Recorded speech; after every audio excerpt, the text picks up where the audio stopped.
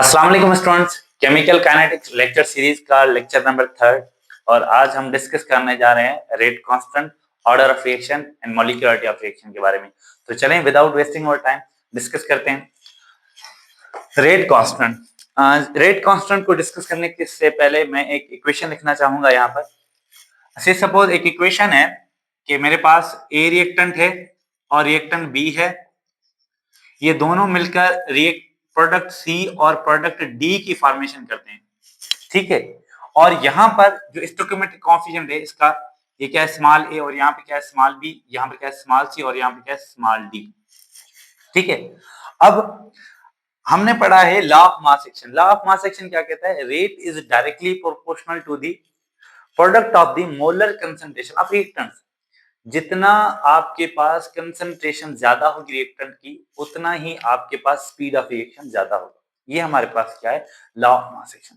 देखिए लिख लेते हैं यहाँ पर, rate is directly proportional to the product of molar concentration को CONC से लिखता हूं, कंसंट्रेशन ऑफ रिएक्टेंट्स। मैंने यहाँ पर लिख दिया कंसंट्रेशन ऑफ रिएक्टेंट्स।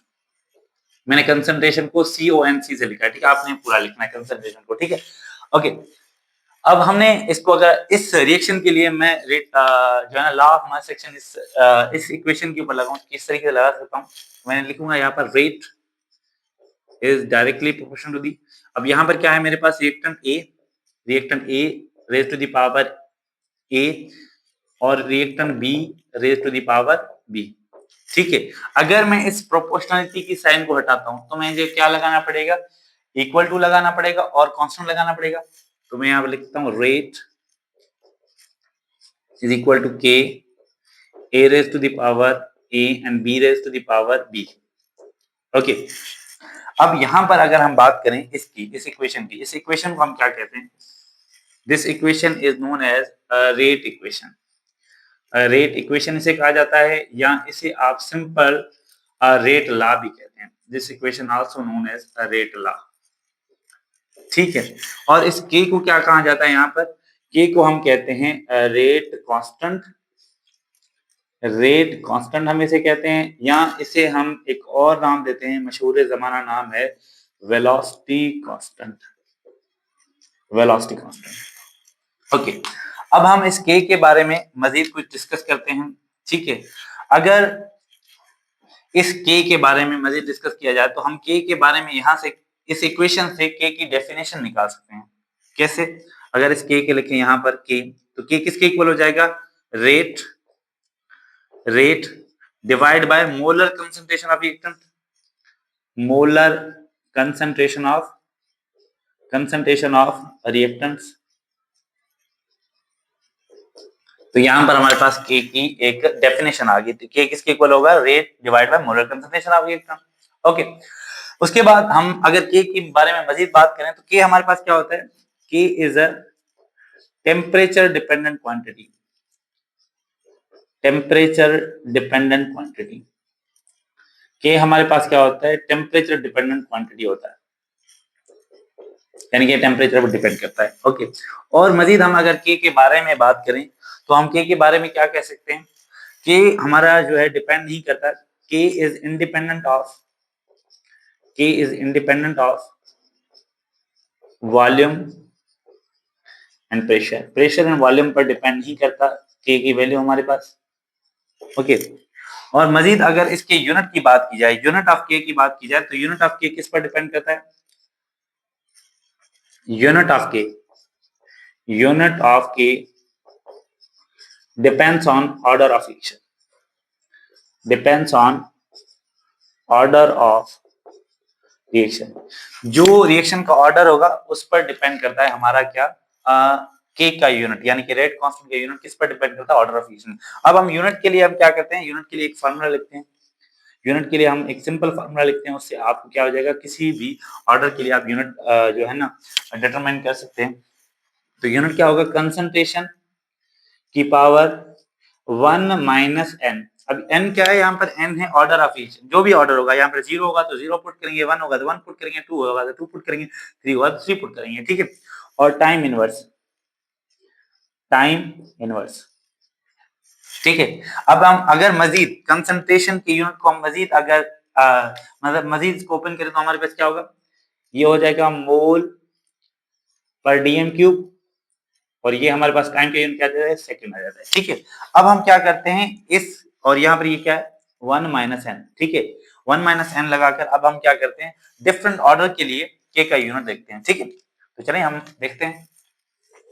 ओके, तो हमने कहा कि फर्स्ट हमने देखा जीरो ऑर्डर के लिए, हमने कहा कि जीरो ऑर्डर के लिए एन की वैल्यू क्या है हमारे पास, एन की वैल्यू हो जाएगी 1, एन की वैल्यू क्या आ जाएगी 0, एन की वैल्यू अगर 0 होगी तो 1 माइनस 0 क्या हो जाएगा 1, तो हमारे पास 1, और ये हमारे पास क्या आएगा, जब भी किसी की पावर 1 हो तो 1 की वही वैल्यू हम पुट करेंगे, तो हमारे पास क्या आ जाएगी, ये यूनिट आ जाएगा जीरो ऑर्डर के लिए मोल पर डीएम क्यूब सेकेंड इनवर्स। ठीक है, अब हम क्या करते हैं फर्स्ट ऑर्डर के लिए देखते हैं। अब फर्स्ट ऑर्डर के लिए एन की वैल्यू क्या होगी, फर्स्ट ऑर्डर के लिए हमारे पास एन की वैल्यू क्या होगी, फर्स्ट ऑर्डर के लिए एन की वैल्यू होगी 1, तो हमारे पास क्या होगी 1 माइनस 1, ये हो जाएगा 0, और जब भी किसी भी टाइम की पावर 0 हो जाती है तो हमारे पास वो किसके इक्वल होता है, 1 के इक्वल होता है, तो हमारे पास बचेगा क्या, ये हमारे पास हो जाएगा सेकंड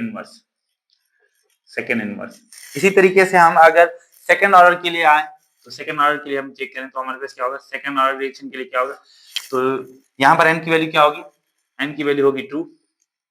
ठीक है, तो 1 माइनस 2, आंसर क्या आ जाएगा -1, तो -1 जब आप पुट करेंगे तो हमारे पास क्या आ जाएगा mole inverse DM Q plus 3, और ये हमारे पास क्या गया सेकंड इनवर्स, तो हमारे पास क्या आ जाएगा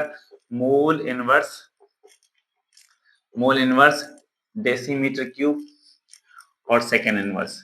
ठीक है, ये हमारे पास आ गया सेकंड ऑर्डर के लिए यूनिट। ठीक है, अब हम चलते हैं हमारे नेक्स्ट टॉपिक की तरफ, और नेक्स्ट टॉपिक है हमारा ऑर्डर ऑफ रिएक्शन।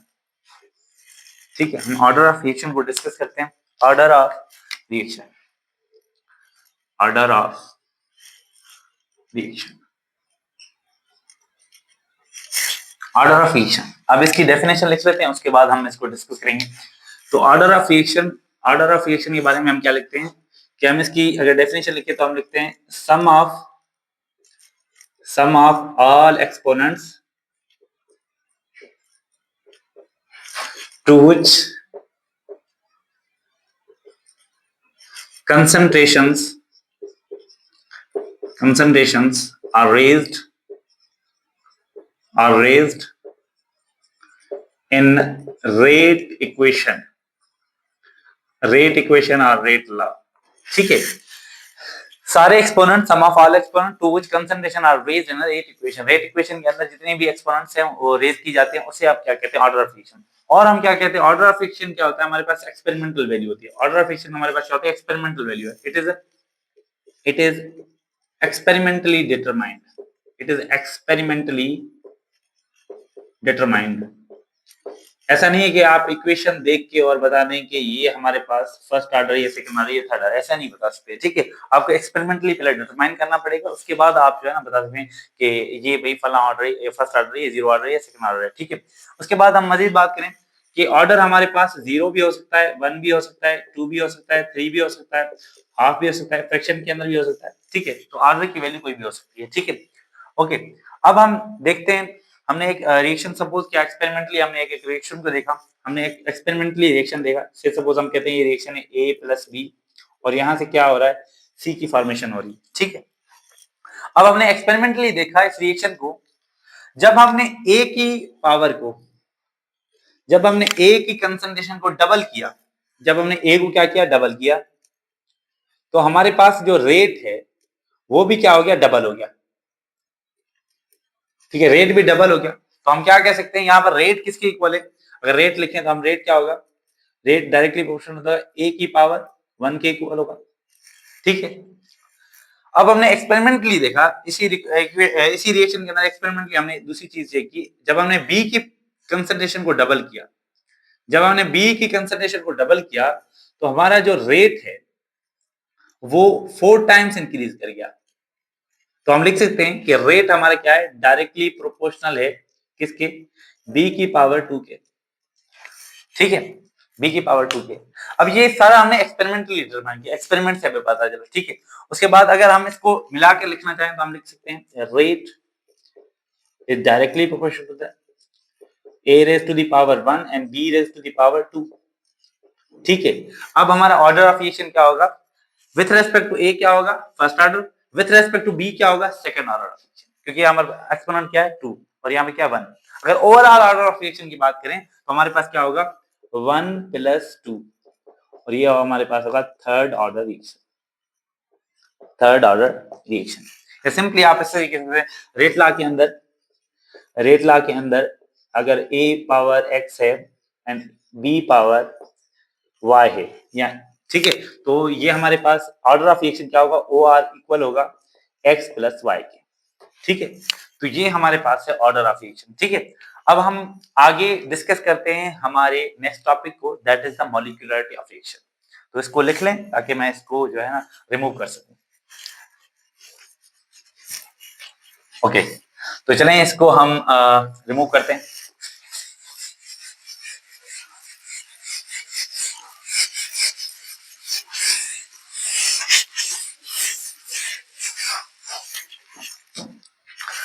तो अब हमारा जो नेक्स्ट टॉपिक है that is the molecularity of reaction. Molecularity of Rx, मैंने रिएक्शन को Rxn लिखा है. ठीक है, मॉलिक्यूलरिटी ऑफ रिएक्शन. ठीक है, मॉलिक्यूलरिटी ऑफ रिएक्शन क्या होता है, सिंपली आप कहते हैं कि the number of molecules, the number of molecules, the number of molecules taking part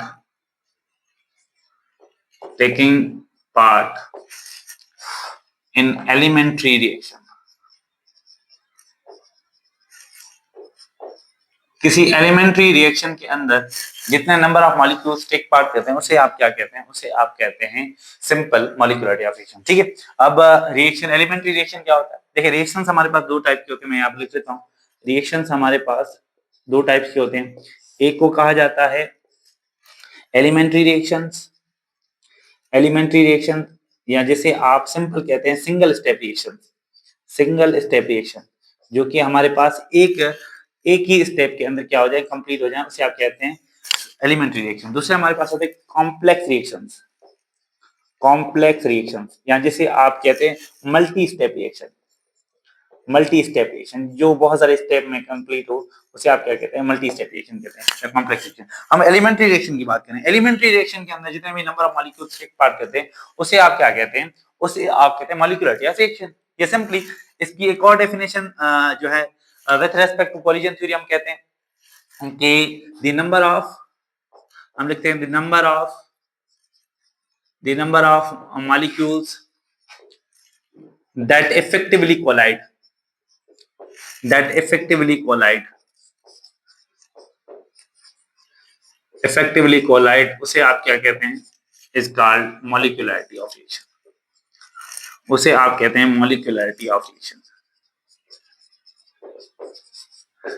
और ये आप जो है ना किसी इक्वेशन को देखकर बता सकते हैं कि यहाँ पर 1 मॉलिक्यूल है, यहाँ पर 2 मॉलिक्यूल है, तो आप कह सकते हैं ये इसकी मॉलिक्यूलरिटी 1 है, इसकी मॉलिक्यूलरिटी 2 है. ठीक है, इसे आप इक्वेशन से देखकर बता सकते हैं. ठीक है, अब यहाँ पर इफेक्टिवली कोलाइड का मतलब क्या है, इफेक्टिवली कोलाइड का मतलब है प्रॉपर ओरिएंटेशन, प्रॉपर एनर्जी के साथ अगर दो मॉलिक्यूल कोलाइड हो रहे हैं उसे आप क्या कहते हैं, उसे आप कहते हैं इफेक्टिव कोलिजन कहते हैं या इफेक्टिवली कोलिजन कहते हैं, कि अगर प्रॉपर एनर्जी और प्रॉपर ओरिएंटेशन के साथ अगर दो मॉलिक्यूल कोलाइड हो रहे हैं. ठीक है, उसके बाद हम बात करते हैं इस मॉलिक्यूलरिटी के बिहाफ पर हम मॉलिक्यूल्स हम रिएक्शंस को तीन टाइप्स में कैटेगराइज करते हैं.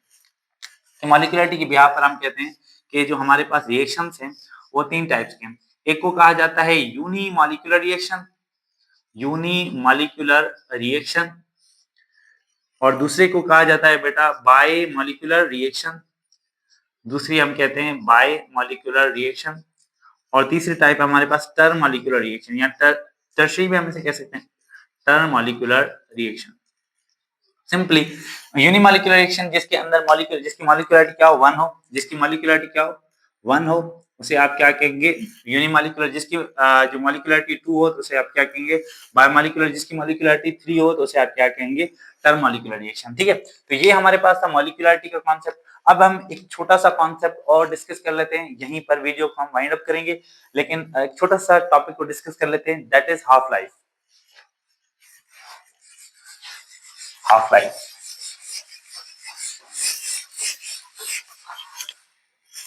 ओके, तो हम हाफ लाइफ को डिस्कस कर लेते हैं।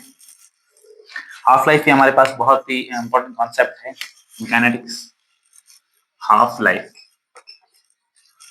ठीक है। हाफ लाइफ क्या होता है? हाफ लाइफ होता है हमारे पास, इसकी डेफिनेशन हम लिखे, द टाइम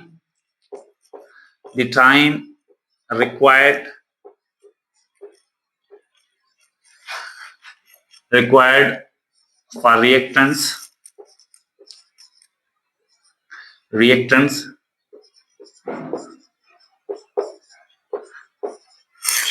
to decrease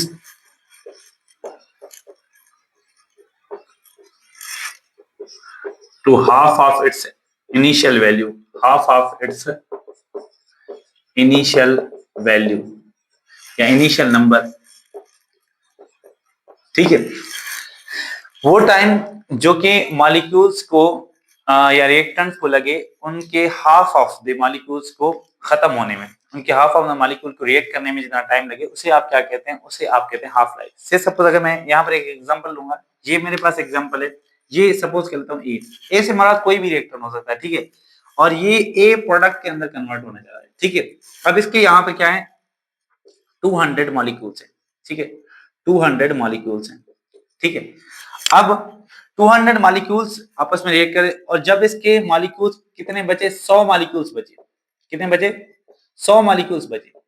तो इसके अंदर, इसके ड्यूरिंग जो इसे टाइम लगा, उसी टाइम को हम क्या कहेंगे? उसे हम कहेंगे हाफ लाइफ। उसे आप क्या कहेंगे? Half life, first half life कहेंगे, ठीक है।